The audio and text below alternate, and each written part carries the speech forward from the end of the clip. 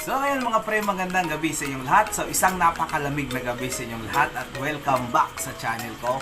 So for this video ay nandito tayo ngayon sa ating fish store. So tayo ay magpapakain ng mga ating mga alaga. So gabi lang ako nagpapakain mga pre para bukas ay malinis natin yung mga tank nila. So pagdating ng customer, so malinis na yung mga isda natin at ready na sila para i-travel. So yun mga pre, bago natin simulan yung video na to, so maraming salamat sa patuloy na pagsuporta sa channel ko. At kung ikaw na nanonood ngayon na hindi pa nakapag-subscribe sa channel ko, so pakiclick naman po yung subscribe button, tsaka i-hit na rin yung notification bell, then select all para updated ka sa mga video katulad dito. So yun mga pre, tara, samahan nyo ako, magpakain tayo.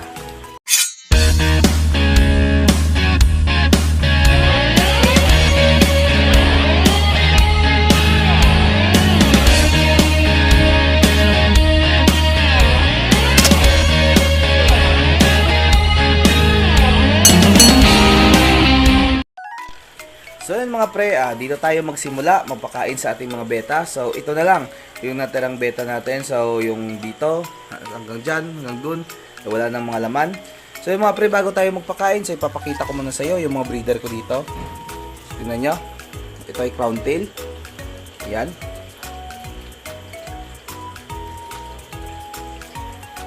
So meron din ako dito mga breeder na Dumbo Ear na half moon. So tingnan nyo.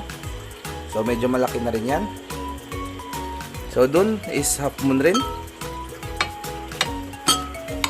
So dito mga pre half moon din. So ito yung male natin, ito yung female natin. At dito meron ako ditong breeder na half moon double tail. So ayan, yun nyo. So anyway, yung mga breeder ko ay nandito para maalagaan ko sila at mapakain ko ng maayos. So yung isa, dalawa, tatlo, apat na pair ng proven na breeder ko ng mga beta. So nandito yan. So tara mga pre, pakainin natin.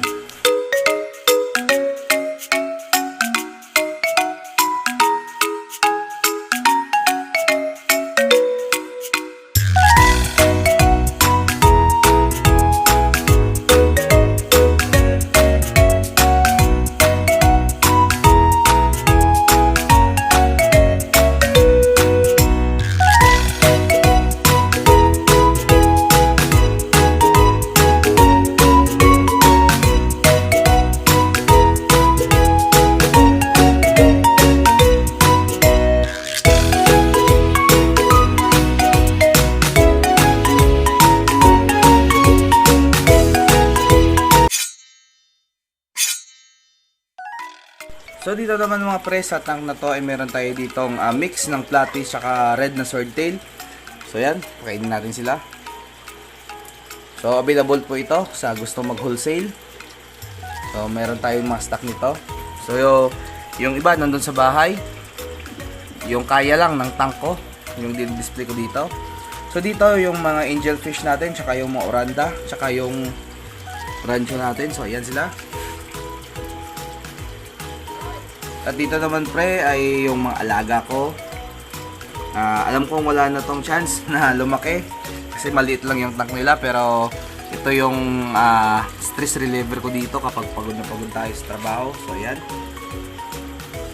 pag nakikita ko yung mga isda ko ay masaya na ako. So dito naman pre yung mga natira nating mga koi. So ayan sila. Tsaka meron din dito mga angelfish.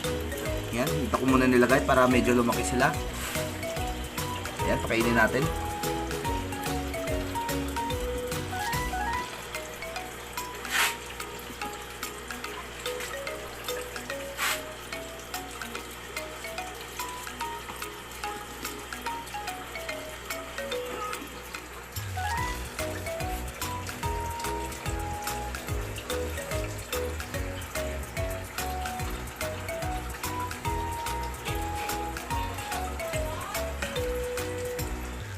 At dito naman pre ay yung mga hinarvest natin nung nakarang araw. Ito yung mga mollies natin. So mix na to. Sa isang subscriber ko pala na nag-PM sa akin na bibili daw siya ng mga mollies na to na gagawin yung mga alaga. So ito mga pre, tingnan mo yung mga mulis na nandito. So ayan mo, pag nagkita tayo, ipipm kita. So bibigyan ka natin ng mga pwede mong gawing breeder para makapagparami ka. So mga jubi size lang to mga pre. So binibenta na natin to sa murang halaga kapag wholesale. Ayan. At dito naman pre yung mga medyo malalaki na, yung mga semi breeder natin. Ayan, tingnan nyo. Sineparate ko sila kasi medyo crowded na sila sa kabila. Kita-kita naman at halata naman sa tubig, tingnan nyo. So bukas ay water change natin yan. So ayan. Ito lang yung time nila mga pre na makakain. Kasi sa umaga hindi ako nagpapakain. Kasi minsan nagbo-brown out at minsan yung mga customer natin na bumibili ay dadalhin pa nila sa medyo malayong lugar. Kaya dapat yung isda natin ay walang laman yung tiyan para hindi sila ma-stress sa biyahe. Ayan, tingnan nyo. At dito naman pre yung mga Dumbo Ear mosaic natin. So konti na lang yung natira. Kasi kanina medyo marami na rin yung bumili. So ayan sila. So hindi ako nagdadala dito ng mga semi breeder mga pre. Kasi doon pa lang sa bahay ay kulang na. So yung mga jubi size nandito sila. Tingnan nyo, ayan. Dali. Yan. Kapasensya na, medyo nagbo-blurred yung camera natin. So ayan, tingnan nyo. Laging naubos yung mga meal ko dito mga pre. Kasi yung mga bata talagang na-attract sa color ng gapi. So yung mga male laging binibili. So okay lang yun. Kasi napakarami naman ng stock natin doon sa bahay. So dito naman yung mga EBM natin. So yan. So maliit na lang, konti na lang sila. So baka sa sunod na araw o bukas ay makapag-harvest tayo nito ulit.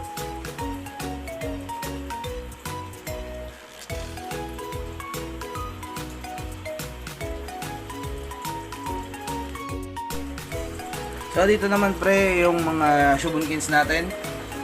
Mga hyphen, mga comet natin, ayan. So mga semi-breeder, mga breeder na to mga pre. Ayan, tingnan nyo. Ayan.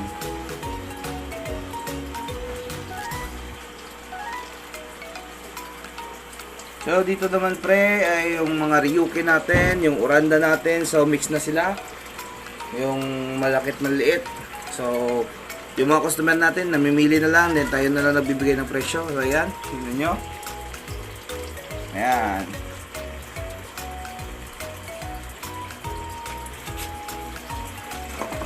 So yun mga pre, meron din tayo dito mga accessories. So nandyan yan lahat, mga top filter, single air pump, dual air pump, mga sponge filter natin, yung mga battery operated na aerator natin. So nandyan, so may magnetic tayo dyan. Meron tayo dito mga fish food. So nandito yung Koi King natin, yung Wachupong natin, yung Ukiko Platinum, yung para sa beta natin. So ayan, yung tatlo na yan. So meron tayo ditong advanced sinking pellets. So nag-retail din ako dito. Pinapak ko yung mga Koi King para sa mga bata na hindi ka-afford bumili ng mga half kilo at saka 1 kilo. So ayan. So nandito, sinastock natin yung mga repack natin. So dyan na nakatago. So meron tayo dito mga methylene blue, anti-chlorine. So nandyan lahat yung mga pre. So mga accessories natin nandito.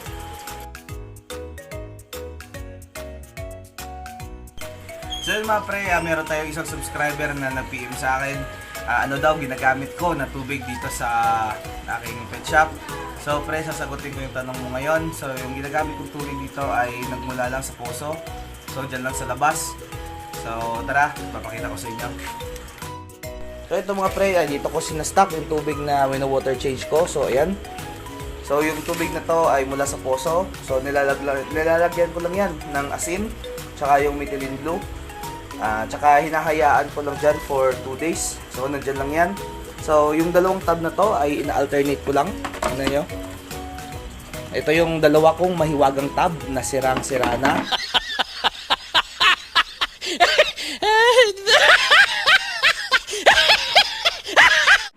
So ito, hindi pa natin ito nalagyan ng methylene blue at asin. So tara, ipapakita ko sa inyo. So pasensya na mga pre, wala tayong tagahawak ng camera. So, ako lang yung naghahawak nito. Ayan.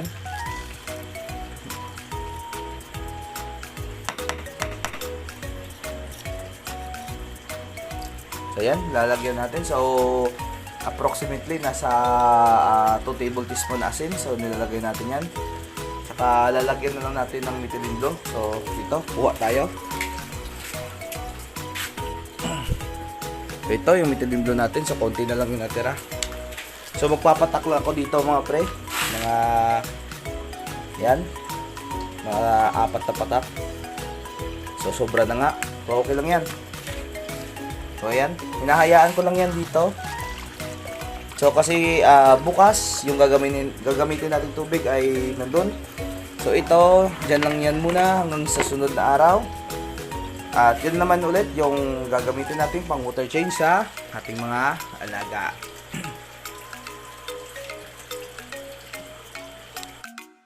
So yun mga pre, sa gustong bumisita dito sa aming maliit na fish store. So nandito po kami sa Purok 1, Barangay Hacienda, Conchita, San Dionisio, Iloilo. So nandito lang kami sa harap ng Card Bank office. So kung gusto nyo kami puntahan, so pwede nyo akong i-PM sa Facebook account ko. O di kaya sa kay partner, so ito yung Facebook account niya. So pwede nyo kami i-PM kung gusto nyong pumunta at bumisita dito. At yun na nga mga pre, sa mga subscriber ko, sa yung mga taong sumusuporta sa channel ko na nag-request na i-shoutout ko sila. So sa lahat ng nag-request ng shoutout, so ito na yung mga shoutout.